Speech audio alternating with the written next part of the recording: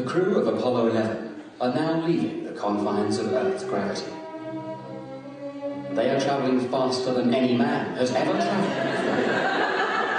25,000 miles per hour. My name's Andrew Dawson, and this evening I'm presenting, as part of the Apparatus series, a talk and presentation called The Articulate Hand, which is really focusing on what it is to have a hand and how that defines us as human, and also how I use it in my artistic practice, which is mainly in the theatre. The atmosphere decreases their speed, but the leading edge of the command module still reaches temperatures of 5,000 degrees. Down they fall, down, down through the atmosphere until finally Columbia's chutes open.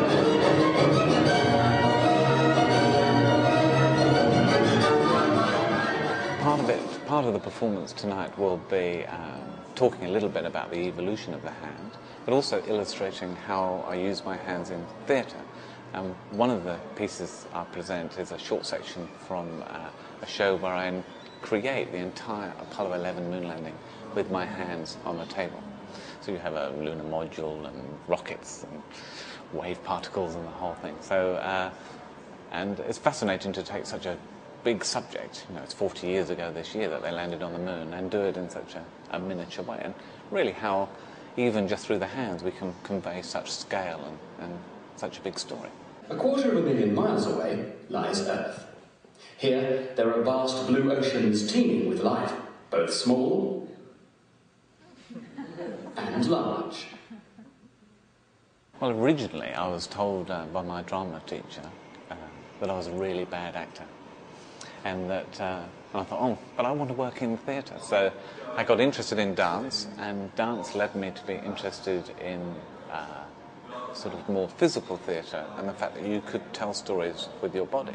But I got fascinated by the hands, and I realised how I could do certain things with my hands and create illusion and tell stories with my hands. So, and that's led me to work in theatre, creating my own work, touring around the planet, and also to be a choreographer on an opera at the Met last year, and also to work as a hand model, so occasionally in commercials and photography and things like that. So a whole eclectic thing, but it's sort of all coming round back to the hand.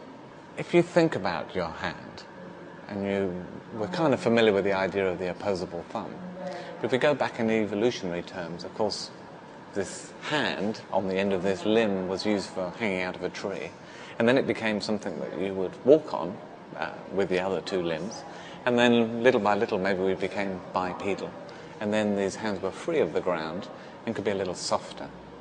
The fingers can get a little longer, the palm gets a little shorter, so we end up gaining this enormous amount of dexterity that is unique to us, and without that dexterity we wouldn't have any of this around us. You wouldn't be able to do up your shirt buttons in the morning, you wouldn't be able to travel on the tube, you wouldn't be able to build a bridge or work on the internet or create magic or draw or play the piano or play a musical instrument. I can't play a musical instrument, but that's not because of my hands, that's because of me. So it fascinates me that all the way, so if you go right back, that still we talk with our hands, and that, it's with my wife, the most magical thing we can ever do is simply hold hands. Still after 20 years of marriage, it's a good thing. But, so even the most delicate thing, just a gentle stroke of a cheek, the hand can also be a fist. So it's, in a way, what defines us as human. One could say that it's consciousness or individuality, but maybe somewhere in there it's actually because we have hands. So in a way, that is what the articulate hand is about.